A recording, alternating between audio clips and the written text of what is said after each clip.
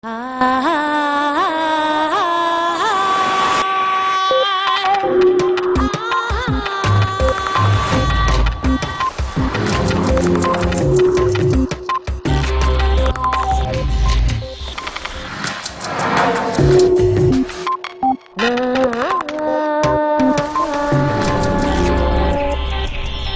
educación está reprimiendo los talentos y habilidades de muchos estudiantes y está matando su motivación para aprender. Ken Robinson. En los últimos 50 años, las esferas económica, cultural y personal han dado un vuelco en el mundo entero. Y sin embargo, los sistemas educativos no han movido un ápice sus programas y sus objetivos. ¿Por qué se aburren los niños y niñas en el colegio? ¿Por qué llegan al mundo adulto sin tener idea de sus propios talentos y capacidades? El líder en educación y creatividad, Ken Robinson, llama hoy en redes a demoler una educación nacida para y por las sociedades industriales. La sociedad de la información actual necesita jóvenes creativos y motivados.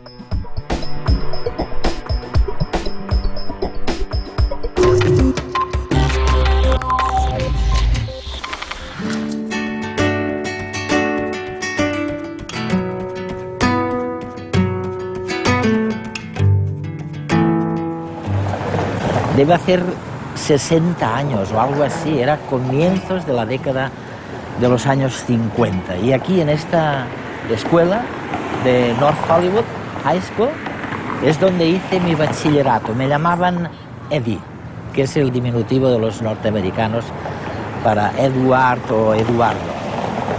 Y seguramente, con toda certeza, en la escuela siguen destilando contenidos académicos en los cerebros. Lo que hay que hacer es enseñar cosas distintas de las que me enseñaron en los años 50 en esta North Hollywood High School. ¿Por qué distintas? Porque lo que nos enseñaban entonces estaba muy bien para el mundo industrializado, para conseguir trabajo en el mundo que había salido de la revolución industrial. Pero no nos enseñaban lo que hace falta para innovar, para ser creativo. Y para eso, básicamente, hoy día sabemos que lo que hace falta es ayudarnos a elegir, ayudar a los jóvenes, ayudar a los hijos y a las hijas a elegir primero cuál es su dominio, cuál es lo que de verdad les gusta y no tanto lo que está ocurriendo fuera de ellos mismos.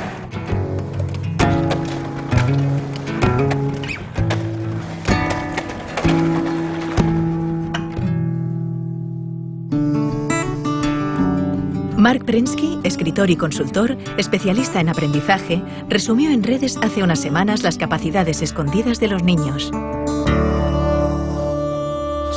El deber de las escuelas, en mi opinión, es motivar a los chicos. Este es el motivo por el que no van a dejar de existir los profesores. Su trabajo es darles luz. ¿Tienen nuestros hijos trastorno por déficit de atención? Esto es lo que muchos creen. Les damos Ritalin y otros fármacos. Esto es lo que dicen nuestros hijos. Yo no tengo déficit de atención, simplemente no estaba escuchando. ¿Cómo encendemos las luces para estos chicos? Yo creo que la mejor forma es con aquello que les apasiona. Y creo que así toda esa mala prensa en torno a nuestros chicos la vamos a ver con otros ojos. Voy a darles una metáfora nueva. Digamos que nuestros chicos son cohetes espaciales. ¿Qué quiere decir? Pues que van rápido, que se lanzan de cabeza a lugares desconocidos, que son muy volátiles, que son difíciles de controlar con precisión como los cohetes de verdad. Necesitan ser programados adecuadamente, necesitan combustible adecuado y buenos pilotos y quizás requieran algunas correcciones a medio camino como los cohetes de verdad. Pero tienen un retorno potencial enorme. Todos los chicos lo tienen y es lo que tenemos que descubrir. El educador y asesor Richard Gerber también alertaba del desarrollo social de los niños de hoy. Un reto que tenemos como educadores es este. Nuestros hijos vuelven a casa tras la escuela cada día y aprenden más por sí mismos y de sus amigos en las redes sociales que en el aula, ¿o no? Como sistema educativo, ¿cómo podemos comprender este fenómeno? Los niños son consumidores sofisticados. Ya no tienen que esperar a que les enseñemos las cosas. Las encuentran por Internet, crean vínculos de amistad, aprenden unos de otros. Hace muchos años leí algo tuyo que me fascinó, porque pensé que nadie había dicho antes algo tan sencillo y tan cierto a la vez. Dijiste que elevar los estándares o los niveles de educación no sirve de nada si los niveles en cuestión no son válidos o si están equivocados. Y desde entonces he intentado leer todo lo que has escrito, como Out of Our Minds, por ejemplo. ¿Podrías explicarnos tu punto de vista? Mi experiencia es que la mayor parte de nuestros sistemas educativos están desfasados, son anacrónicos. Se crearon en el pasado, en una época distinta, para responder a retos diferentes. Con el tiempo, se han vuelto cada vez más limitados. En todas partes del mundo hay intentos de reformar la educación, y uno de los grandes mantras es que hay que elevar los estándares. Y me hace gracia porque, por supuesto que deberíamos mejorarlos siempre, pero no sirve de nada aumentarlos si están equivocados. Por ejemplo, en la mayoría de sistemas, se insiste mucho en elevar los estándares de matemáticas y de lengua, que por supuesto son muy importantes, pero no son lo único que cuenta en la educación. Las disciplinas artísticas cuentan, las humanidades cuentan, también la educación física. Me gustaría saber si es cierto que ha habido tantos cambios turbulentos, que ha surgido esa disparidad o esa gran brecha entre la educación por un lado y las necesidades individuales de las personas por otro. ¿Cuáles son, de verdad, esos cambios que han ocurrido? Pues creo que hay varios.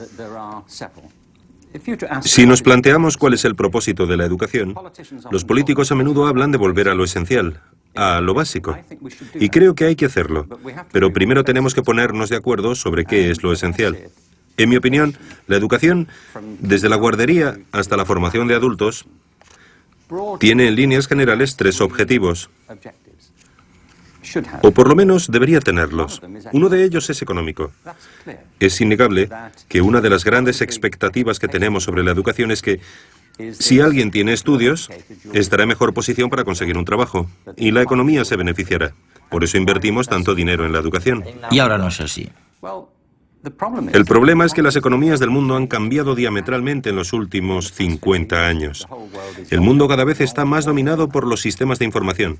Estamos inmersos en una economía de servicios y la industria se ha trasladado fuera de Europa. Ahora mismo se ubica mucho más en Asia.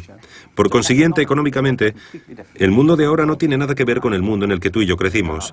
La revolución industrial forjó nuestro mundo, pero también fraguó nuestros sistemas educativos. Tenemos un sistema de educación industrial. Es un modelo de la educación basado en la producción. El segundo gran reto educativo es de índole cultural. Una de las cosas que esperamos de la educación es que ayude a las personas a comprender el mundo que les rodea y a desarrollar un sentimiento de identidad cultural, una idea sobre su lugar en el mundo. Sí. Si analizamos los sistemas educativos de todos los países, en España no hay duda de que esa expectativa está presente en el sistema de enseñanza. Se pretende ayudar a los alumnos a conocer mejor la cultura española y lo mismo sucede en el resto del mundo. Es una gran expectativa de la educación. El problema es que el mundo también se ha transformado culturalmente en los últimos 50 años. No tiene nada que ver con el mundo en el que crecimos. Cada vez es más interdependiente, más complejo y también más peligroso culturalmente en algunos aspectos, más intolerante en ciertas cosas. El tercer gran objetivo de la educación es personal. Lo saben los que tienen hijos, pero también cualquiera que esté vivo. Una de las cosas que esperamos de la educación es que nos ayude a convertirnos en la mejor versión de nosotros mismos, que nos ayude a descubrir nuestros talentos, nuestras destrezas. Y creo que la educación ha fracasado estrepitosamente en ese sentido, puesto que muchos acaban sus estudios sin descubrir lo que se les da bien, sin averiguar jamás sus talentos. Muchos pasan por la escuela y llegan a la conclusión de que carecen de cualquier talento. Y esto sucede porque en el fondo tenemos una visión de las aptitudes muy limitada. También ha habido cambios en ese sentido. Vemos pues que hay cambios en nuestra noción de inteligencia, pero también en la cultura, que ha cambiado y se ha complicado, por no hablar de hasta qué punto se ha revolucionado económicamente el mundo. Tenemos pues tres grandes cambios que probablemente explican esta ansiedad que surge de la disparidad entre el mundo educativo y las necesidades económicas, culturales e individuales.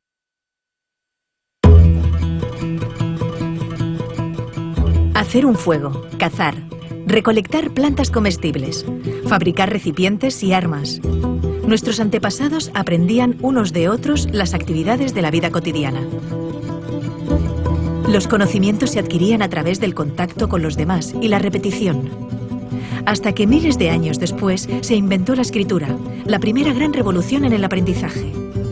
Entonces, los textos comenzaron a vehicular buena parte del conocimiento. También cambiaron, claro, las cosas que aprendía la gente. Nacieron las primeras escuelas. En ellas, un individuo, el profesor, tenía unos conocimientos que dictaba a una serie de alumnos, que los aprendían. En el siglo XVIII, cuando se produjo la Revolución Industrial, se comenzaron a regular los sistemas educativos. El objetivo era preparar a los trabajadores que luego estarían a cargo de las cadenas de montaje en las fábricas. Individuos que hacían lo mismo una y otra vez durante muchas horas al día.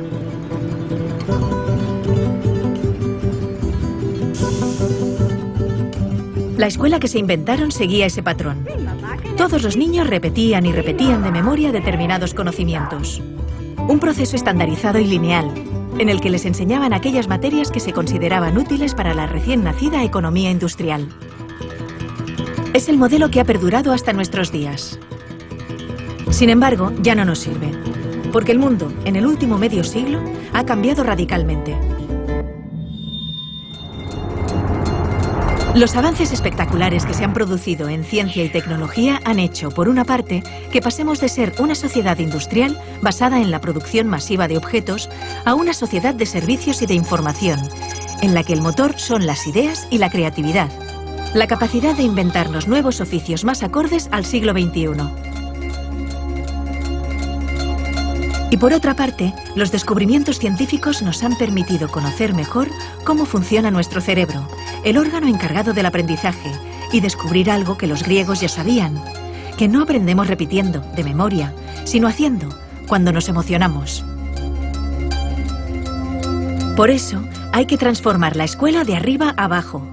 Necesitamos un sistema educativo que, mediante el aprendizaje social y emocional, fomente la educación personalizada, que potencie el desarrollo de cada individuo, que estimule la creatividad, la pasión, la energía, el talento. Porque nuestro futuro está lleno de nuevos retos que requerirán nuevas soluciones, y estas dependerán de cuán creativa, vital y variada sea la gente. Y también feliz. Y para ser feliz necesitamos realizarnos y desarrollarnos, descubrir y cultivar aquello que nos motiva y hace sentirnos bien. Bienvenidos a la escuela del siglo XXI.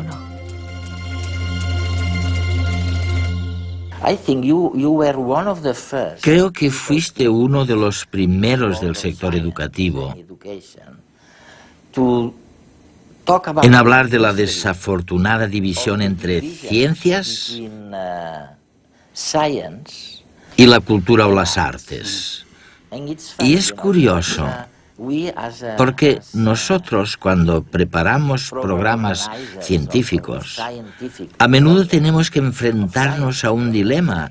Nos planteamos que un tema no encaja bien en lo que los científicos denominarían temática científica, así que es mejor descartarlo. Pero tú afirmas que como resultado de esta escisión entre la ciencia y las disciplinas artísticas, hemos ignorado un campo fantástico, el de la creatividad. ¿A qué te refieres exactamente? Pensemos de nuevo en la educación. La mayoría de países no instauraron un sistema de educación pública obligatoria hasta mediados del siglo XIX. Se trata de ideas bastante nuevas. Dos factores influyeron mucho en la educación. El primero fue la economía industrial, que provocó una cultura organizativa de la educación extremadamente lineal, centrada en los estándares y la conformidad. Y el otro gran factor de influencia, en mi opinión, fue la cultura intelectual de la Ilustración, que desencadenó en la cultura académica de la educación. Una de las características de la enseñanza es que hay una jerarquía de asignaturas en las escuelas. En la mayoría de sistemas tenemos arriba de todo de la jerarquía la lengua, las matemáticas y las ciencias. Un poquito más abajo están las humanidades, como la geografía y los estudios sociales, o la filosofía, cuando se enseña. Y debajo de todo están las disciplinas artísticas. Hay poquísimos sistemas educativos, no conozco ninguno de hecho, que enseñen danza con el mismo rigor y sofisticación con el que se enseñan matemáticas. ¿Por qué hay esta jerarquía? Muchos te dirán, es evidente, tiene que haber una jerarquía. ¿Pero por qué? Creo que hay dos motivos. El primero de los cuales es económico. Se cree que las materias que están más arriba en la jerarquía son más relevantes para el mundo laboral. Para encontrar trabajo. Sí. Y te encuentras con afirmaciones como, no te dediques al arte, jamás serás un artista ni te ganarás la vida con el arte. No hagas música, es muy difícil salir adelante como músico. Así que un argumento es claramente económico. Pero lo interesante es que nadie te dice, no te centres en las matemáticas, nunca serás matemático, ni tampoco, olvídate de la química, jamás serás químico. Esto se debe a que en nuestra cultura intelectual existe una asociación entre las ciencias y cierto tipo de conocimiento objetivo. Se cree que al trabajar con las ciencias, se trabaja con hechos y certeza, que son las cosas que marcan diferencias en el mundo, mientras que las disciplinas artísticas se asocian con los sentimientos y la expresión personal, por lo que están muy bien para entretenerse, pero no son importantes para la economía. La Ilustración y la Revolución Científica crearon un modelo de inteligencia y conocimiento que ha imperado en nuestra cultura. Desde entonces, el arte se ha asociado con la corriente del romanticismo del siglo XIX, con la expresión de sentimientos. Y creo que es un problema enorme, porque esto ha disociado el intelecto de la emoción. Y hemos pasado a considerar ambas cosas como separadas, en detrimento tanto de las artes como de las ciencias. La creatividad ha pasado a asociarse con lo artístico y no con lo científico, porque se cree que la creatividad tiene que ver con la expresión individual de las ideas. Yo propongo, entre otras cosas, retomar una concepción de la creatividad que nos devuelva la relación entre las disciplinas artísticas y científicas, puesto que ambas salen perjudicadas de la separación. Mientras hablabas, pensaba en el patrón que sirvió para establecer que alguien estaba en la parte adecuada del conocimiento, lo que llamamos el cociente intelectual. ¿Por qué demonios hemos creído durante tanto tiempo que la medición del coeficiente intelectual era importante para la vida económica? ¿Por qué? El cociente intelectual fue una de las nociones que surgió del crecimiento de la psicología y la sociología, de los intentos de aplicar las mismas características de las ciencias físicas a las personas. Lo importante es que había dos fuerzas. Por un lado, un verdadero espíritu de investigación, para ver si podíamos medir la inteligencia igual que medimos el movimiento de las mareas, pero también coincidió con el crecimiento de la educación pública, que requería una manera eficaz, rápida y objetiva de caracterizar a las personas para poder educarlas. Se necesitaba saber, en cierto modo, si tenían una inteligencia normal, inferior a la media o extraordinaria. Alfred Binet, cuando creó el primer test de inteligencia en París, estaba interesado en los niños con necesidades educativas especiales. Para descubrir cuáles eran sus necesidades, necesitaba tener una idea de cuál era la capacidad media. Este era el objetivo inicial. No obstante, los test de inteligencia se volvieron fundamentales para la categorización de alumnos en las escuelas públicas, pero también para la selección en el ejército. Se han convertido en un mito, me parece. Han pasado a formar parte de nuestro léxico cultural como si fueran objetivos. Una de las organizaciones más importantes que hay es Mensa, la organización de personas con cocientes intelectuales altos. Y me parece estupendo, no voy a criticar a Mensa, pero me planteo si esto es así realmente. En realidad, el test de inteligencia solamente mide la capacidad de hacer test de inteligencia. Hay personas a las que estos test se les dan muy bien. Si queremos saber lo inteligente que es alguien, por lo menos deberíamos aceptar que la inteligencia entraña mucho más de lo que se puede medir en un test de inteligencia. ¿No deberíamos incluir también otras preguntas? Como por ejemplo, ¿sabes componer una sinfonía? ¿Sabes interpretarla? ¿Gestionar un negocio de éxito? ¿Sabes bailar? ¿Sabes escribir una poesía que conmueva a los lectores y les haga llorar? ¿Tienes empatía? La empatía, sí. Si el ser humano solamente tuviera las habilidades que se miden en los test de inteligencia, la mayor parte de la cultura humana jamás habría existido. Yo no querría vivir en un mundo así. ¿Tú sí? No. Tenemos una visión de la inteligencia muy reduccionista.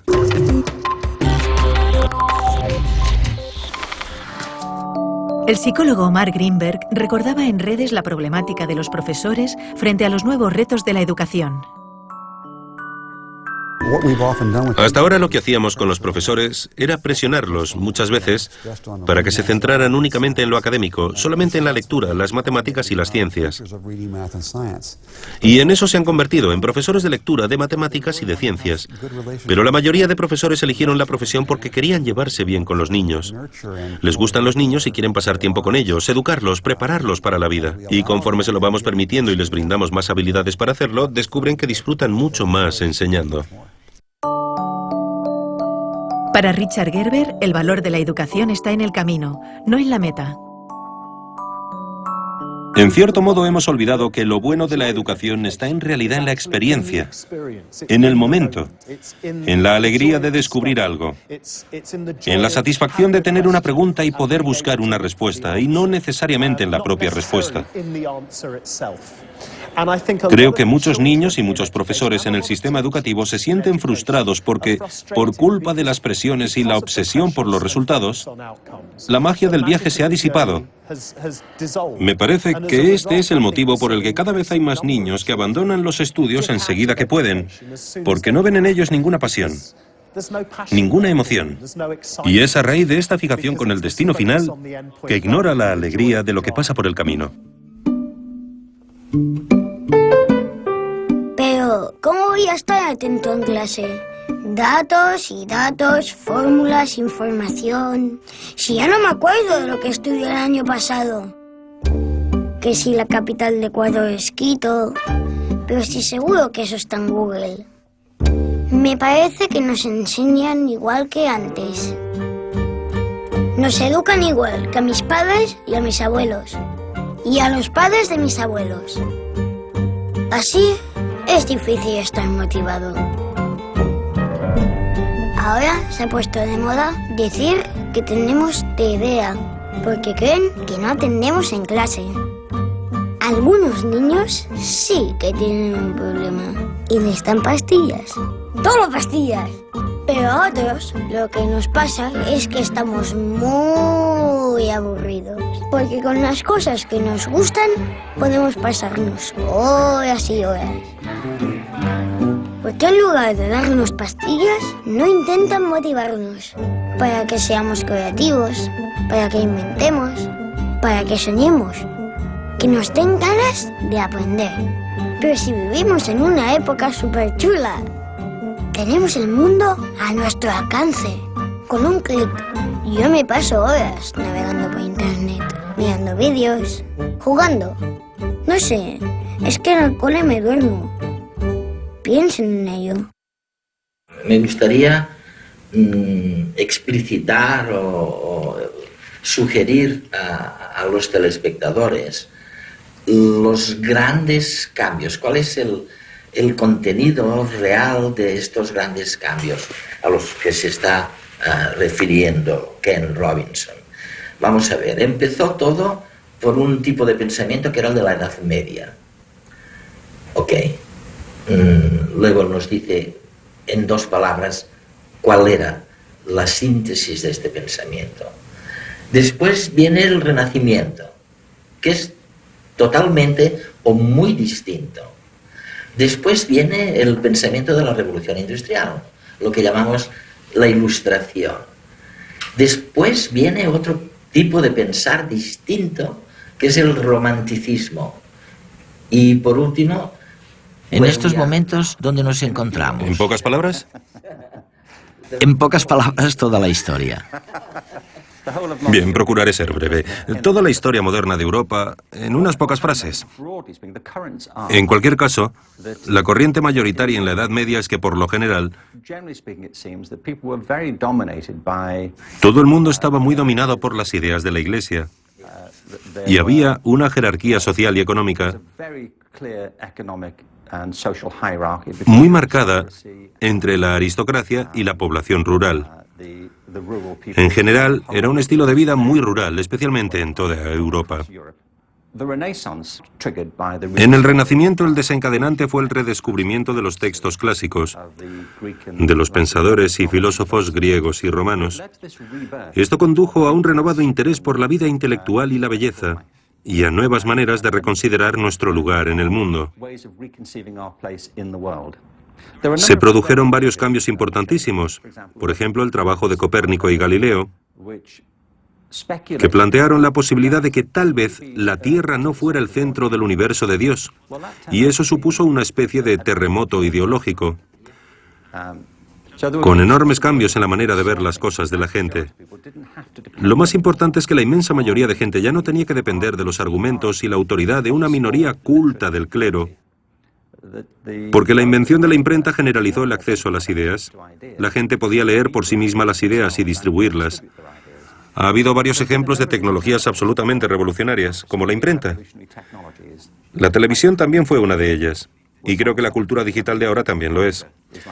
Pero supongo que si hubiera que definir el gran cambio en unas pocas palabras, diría que la conciencia humana ha ido expandiéndose más y más hacia afuera. Hemos dejado de mirarnos el ombligo para intentar ser más objetivos sobre nuestro lugar en el mundo y el orden de las cosas, a medida que pasábamos de la Edad Media al Renacimiento y a la Ilustración. En líneas generales, dejamos de considerarnos el centro de la creación de Dios para vernos como parte de un cosmos mucho mayor. Ahora mismo, nuestra generación, y con esto no me refiero a ti y a mí, sino a toda la generación de personas que habitan en la Tierra ahora, a todos los que convivimos en el planeta, tenemos que enfrentarnos a retos que carecen de precedentes en toda la historia de la humanidad. Uno de los motivos por los que defiendo con tanta pasión que hay que modificar la educación y replantearse la creatividad es porque me parece que, a no ser que cambiemos nuestra manera de pensar en nosotros mismos, no estaremos a la altura de los desafíos a los que nos enfrentamos ahora. Y si no hacemos frente a los retos, las consecuencias podrían ser desastrosas.